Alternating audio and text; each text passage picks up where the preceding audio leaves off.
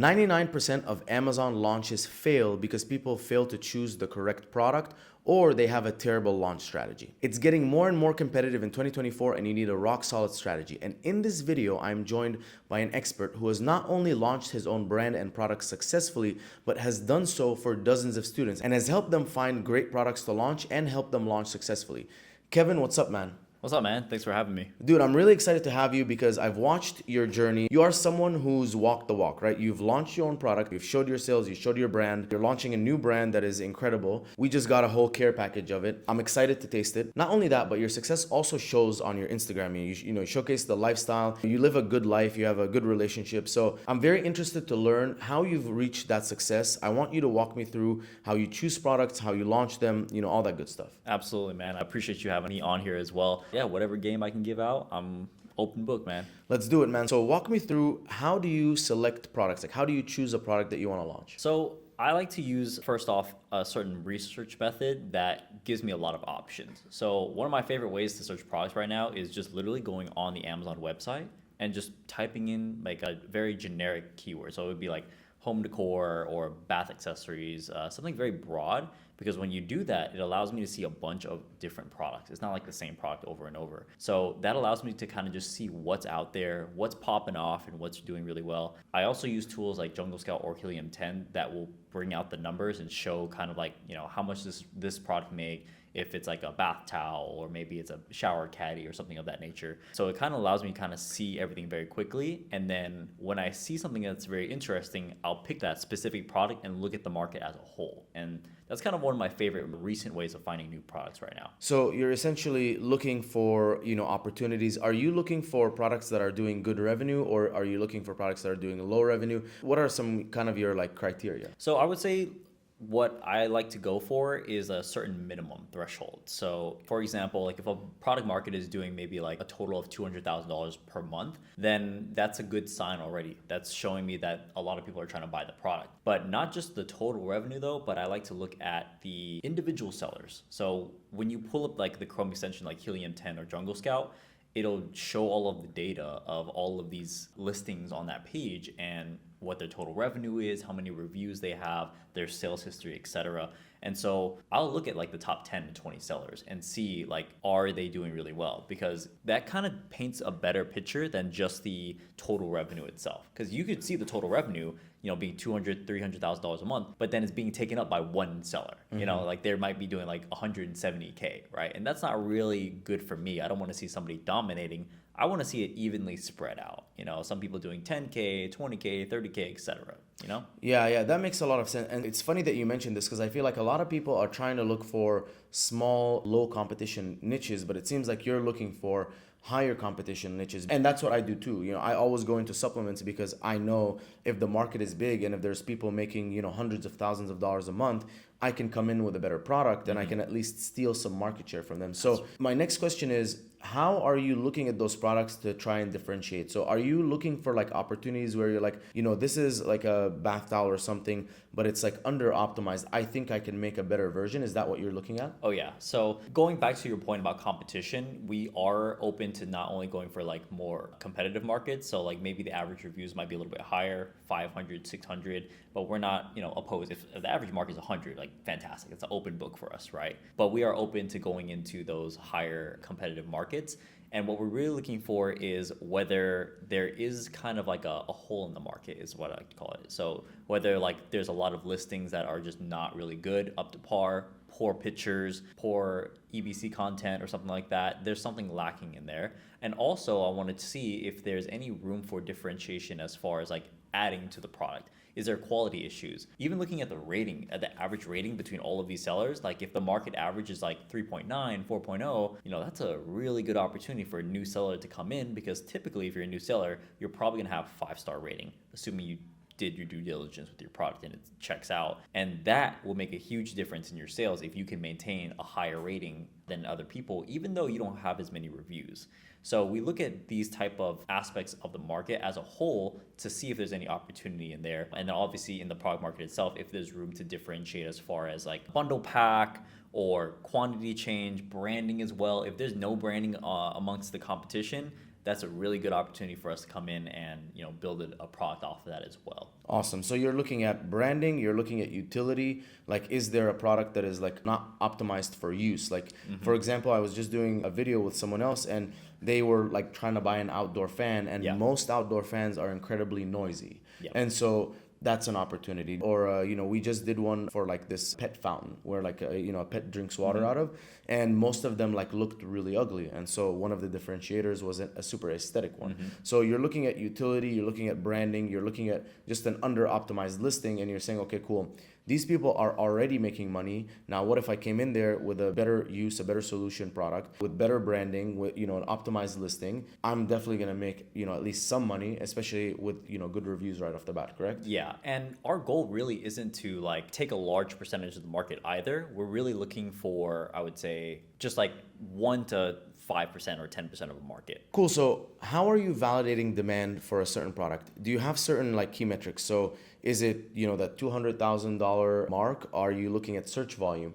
Are you looking at the trend of the revenue and search volume? So, are you potentially opening up and saying, okay, it used to do 300,000, now it's doing 200,000, that's a red flag. The main keyword used to have 300,000 searches, now it's at 100,000, that's a red flag. What are kind of your validation criteria? Our main validation criteria is going to come down to mostly the total revenue that's being made and also keyword search volume. And it's not really particularly like one keyword. If there's like a ton of volume, it's a collection of keywords. So we want to see that there's multiple keywords with enough search volume that kind of total up to maybe like 10,000 at least, or 20,000 per month searches. So that kind of shows like, okay, there's people actually searching for this product and want it. There's not like external traffic that is the sole reason this total market is doing really, really well, or a particular product as well. So both ends, revenue and keyword search volume as well. Amazing. And do you look for anything outside of Amazon, like Google, anything like that? Not particularly, but I will say that I am very aware about like what I'm looking at through like the internet, or if I'm at the store, or if I'm on TikTok even, like I'll be aware about certain products and kind of wonder like, okay, is there an opportunity here on Amazon? Because there might be a ton of search volume for this product, but no one's selling anything or anything good particularly, so keep an eye out in the public. Yeah. Like, what are your thoughts on things like, for example, colostrum? That one has like blown up, right, on TikTok, and creatine gummies, and beef tallow skincare. So those are all categories that we've seen kind of blow up on TikTok. So is that another kind of way that you look for things? Are you looking for things that are trending on TikTok? You go check them out on Amazon, you notice like, hey, there's, no one really doing it well there. Is that another, sort of research method? I do think that's a good research method. It's a bit tricky because you have to be careful, because these products might start trending, but they could also die off. And so it's it's unpredictable. It's a more riskier, but could be very profitable type of method. And so like for us, we will be testing that out and to see like where it's at. But historically, we've always gone for evergreen products, like products that kind of sell year round, pet products, home products that aren't really going to go anywhere. These are everyday products that we like to sell and just take a percentage of that, right? But I'm not going to say that I would never do like a trendy product, because we are in the works of trying some stuff like that out. Awesome. I love it, man. So let's talk about a little bit about differentiation. So you want to differentiate a product. So you figured out, okay, this product is a great product. All the indicators are there. It's doing a certain number of revenue. It's growing. And now you actually want to hone in on like, how can I make it better? So you look at the branding that, you can figure that out. You look at the listings. Obviously, you can make a better listing.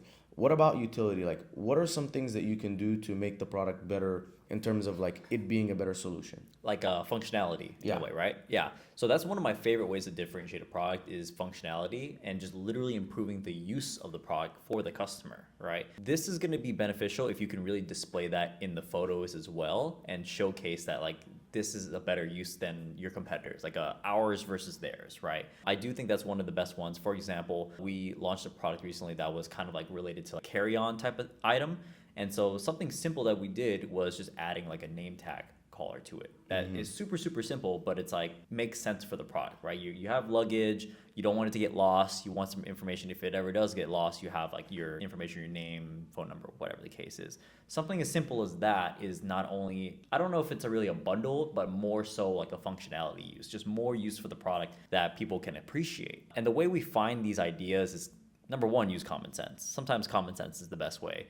Number 2 is frequently bought together as well. That's another good one. And number 3 is reviews. Reading the reviews, getting the customer experience, looking at 5-star reviews, because you want to know what's good about the product. So that way, like, you can keep what's good about the product, and then also the bad reviews, 1 star, 2 stars, so you can see what you can improve as well. Yeah, I love that you mentioned the frequently bought together, because one thing that I noticed, I was actually looking at some carry-ons, and one of the frequently bought together items was an AirTag. And so one thing could be, maybe embedding an AirTag inside of the carry-on so Right. that it comes in and all you have to do is program it, and now you'll never lose it. You'll know, kind of where it is. Probably the downside is that, you have to have an iPhone. Yeah. But like, it's still like, I think that's the sort of innovation and functionality Right. that is needed, because then when people are looking at the search results, they say, okay, these are all the same. This one gives me something a little bit better. Right. And you want to put yourself in that mindset. You want to kind of think of it from the customer point of view as somebody who would buy the product. Like, what would I like out of this product? So I think putting it in a different perspective helps a lot in figuring out what's a good differentiator on the product. And I think a common mistake people do as well is when they differentiate too much or in a way that doesn't make sense. They'll put like a dog bowl with like, I don't know, like a water bottle or something like that, which doesn't particularly make all great sense. Like, it can actually hurt your listing. If you differentiate the wrong way, it could hurt, because people might end up seeing the listing and they think, oh, it's more expensive, it's bundled with an item I don't really need, so well, I'm not gonna buy it. So double-edged sword there. I love it, man. So let's get into the launch strategy. So walk me through now, you figured out the product, you have a differentiated product. Let's go like all the way from the beginning. Your product's receiving on Amazon. What are you doing with the listing? And then what is your launch strategy? So we're taking advantage of Vine reviews right now. Before, we didn't really use them too much, but they've been really increasing in really quality reviews as well. I think Amazon has been favoriting Vine reviews and putting a lot more weight on them as well. So we make sure that the product is brand registered, has a trademark, and then you could take advantage of Vine reviews and get about 30 reviews for free, but you're paying for these reviews basically. And so we make sure the product has optimized photos, optimized copywriting, and it has those reviews in before we do a full-blown launch. I think it's okay to do a soft launch, and like maybe you have no reviews or maybe just 1 review, and you can do like an automatic campaign and just kind of see how it runs. But really advise waiting till your listing is fully complete, has some reviews, 5 to 20 at least is really good, and then start your launch from there. And this is where we mainly just use Amazon PPC, like strictly just that, to launch our product and get as much views as possible on there. And we'll do a mix of automatic and manual campaigns and product targeting campaigns. I love it, man. And so when it comes to the Vine, something I want to mention is, I don't know if you know about this, but there's something where like you can stack the Vine reviews, where, for example, like you're launching Driven, right? You can maybe ask for your manufacturer to make a few samples of extra 50 units or 50 packs of like 5 different other flavors that are just going to be a one-time run. I don't know how feasible that is, right? But even if you can't, maybe you put like the drink with like a shaker, and you have like 5 different variations of it with 5 different color shakers. Yeah. So now you have 6 variations on your listing, and each one of them would qualify for 30 reviews, and then you would essentially get 180 reviews right off the bat. So that's one cool strategy I learned to take even better advantage of the Vine reviews. Yeah, I haven't used that recently, but for probably our next launch or even with Driven, we probably will start trying that out. Yeah, I love it, absolutely. man. Cool. All right. And you mentioned PPC. You launch auto campaigns, manual campaigns, all match types, broad phrase exact, and product targeting. Can you walk me through some campaign structures and walk me through like how you're selecting your keywords? Yeah, absolutely. So first off, there's a certain mindset you like to think about for PPC. And with PPC, it's kind of like you're casting a net onto Amazon and you're trying to capture as many views as possible. And then the more views you have, the more conversions you can get, and then equaling a sale, right? So we want to be able to cast our net as wide as possible. So we'll get multiple campaigns, automatic, which is, I actually learned from you recently, doing multiple automatics of just their targeting match type, which is close, loose, and then substitute. Probably those 3. I don't really like complement. Complement usually doesn't work well for me. And loose is probably not that good either. Yeah, loose is hit or miss for sure. But ever since I tried that method, I would say those 3 have worked the best so far. So thank you for that. I got but you, man. Tried that as well, and manual targeting campaigns. So we'll test broad, phrase, and exact, because I think they all kind of play a certain role in getting that reach to customers. We like to limit our campaigns to 5 to 10 keywords and structure them based off of search volume as well. So like if it's really heavy search volume keyword, you're going to have less keywords in those campaigns. If they're a lot more long tail, smaller search volume, 500, 1,000 searches, we'll group more keywords in those campaigns. And then product targeting as well, really, really important. I think is underutilized product targeting. Very strategic about product targeting.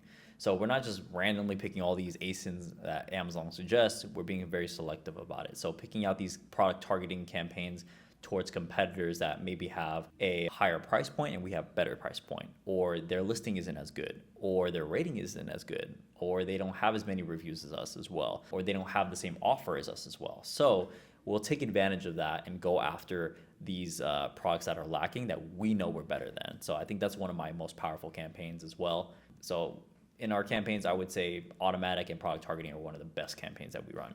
I love it, man. And how much are you looking to spend during the launch? Do you have, kind of a target? It kind of depends. I would say like we'll probably start off kind of conservative, maybe spend about $30 per campaign, but it doesn't usually spend all of it. It'll probably spend a decent amount, like a majority or if half of it. And then we'll start increasing it as we see performance go. So we'll test it for a little bit. Depending how well it does. If it does really well, we'll give it more breathing room. If it doesn't do as well, then we'll probably lower it or cut it off completely. Awesome, man. I love that because, for me, I'm the exact same way. I'll launch my campaigns and I'll let them run for a little bit and then I'll figure out what's optimized, what's not optimized.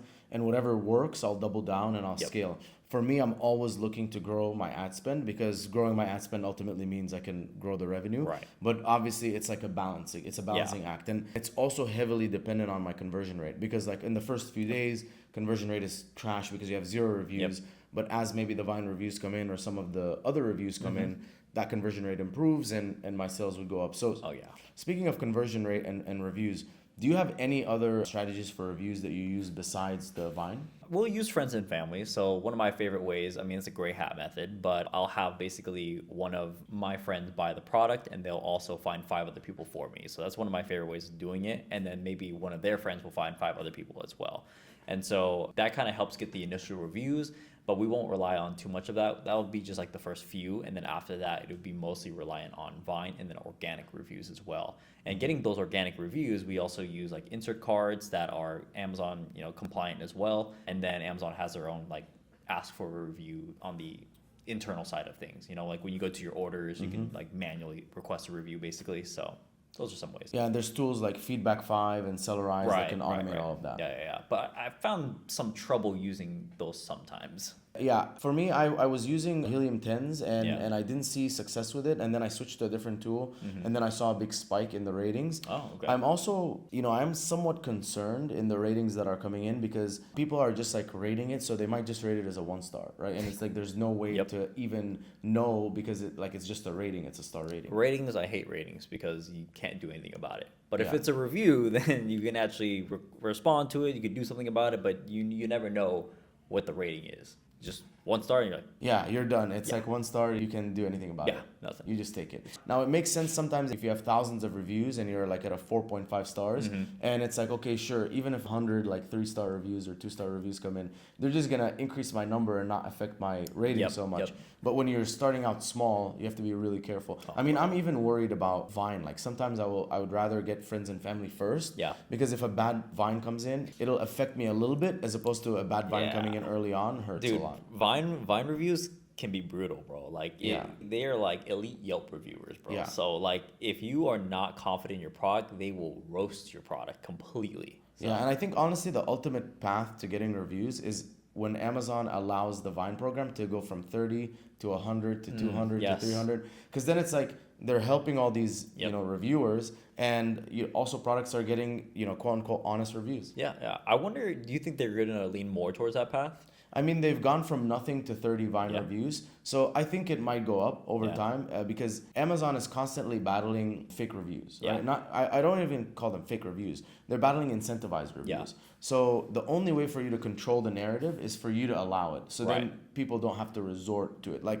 I'm doing a lot of incentivized reviews and it's like, what do you want from me? Like I'm not getting reviews naturally. Like no one's leaving a review and I can't succeed on Amazon without it. So you're almost forcing about it. Yeah, you're also forcing my hand. But if they opened it up, then it's almost like, they have like this program in LA where they give you needles. And so everyone's like, oh my God, you're giving druggies needles. I'm like, well, they're gonna get it from the street, Yep. and then they're gonna get like they're gonna die. Yeah. Or you just give them fresh needles. So Yeah. it's kind of like that thing. It's like, and prevent that. Yeah, Yeah. exactly. Yeah. So getting ahead of the curve. I hope they do it. I hope they expand it more. Yeah. That would change the game. I think that would help new sellers a lot and just make it a lot more of a, I don't know if friendly market is the right word, but more beginner friendly maybe. Yeah, and one other thing I want to touch on before we end this is you mentioned this before we recorded. Are you doing anything in terms of external traffic during the launch? Absolutely not at the moment, but maybe we'll try in the future. I've had a few people like ask me about Google at the moment. I don't know if I really am all for it. The only external traffic I would consider is TikTok at the moment with organic traffic from there.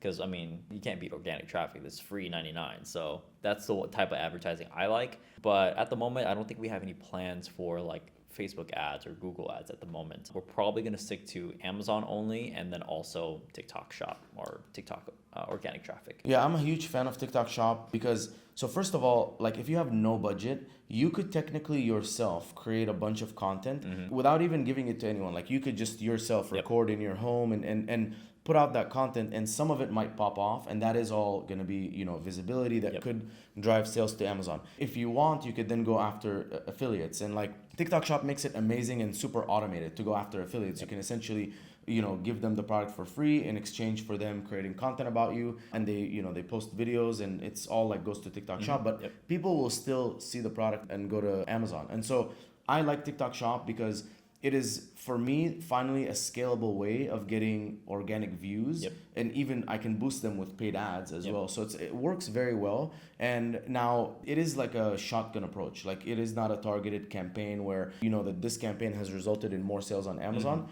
But it's something, you know, and it costs way less than like trying to go after like influencers on Instagram, for example. A lot of people have asked me as well, like, do you think TikTok Shop has competed against Amazon, or do you think it's going to be like taking over Amazon or anything like that? I think it's just going to aid Amazon, if anything else. Like Amazon's infrastructure is just so well done and like so far ahead of everybody else that people who are buying on TikTok Shop or seeing products on there, they're already going on Amazon anyways. They're going to just search it up and see if they can get it faster, cheaper, etc. So I think if anything, like although TikTok and TikTok Shop is the future, it's all at the same time just aiding Amazon. So. Yeah, I agree. Kevin, thank you so much for joining me on the channel, man. Is there any final words you have for any of the sellers out there? Yeah, absolutely. So you guys make sure that you know your numbers when you're doing Amazon. It's super important. I see a lot of people make mistakes as far as launching products and not knowing how much profit they would make, how much inventory they need. So I think one of the most important things is really know your numbers before you move forward. And that's really it. Have fun selling. I love it, man. Now, guys, I'm going to drop Kevin's links, his course. I'm going to drop link to his YouTube channel. He posts a lot of cool videos with supercars and exotic cars, so definitely check it out. And if you guys like this video, I highly recommend you guys check my Amazon PPC Masterclass video that I'm going to put right here. And I'll see you guys in the next video. Peace.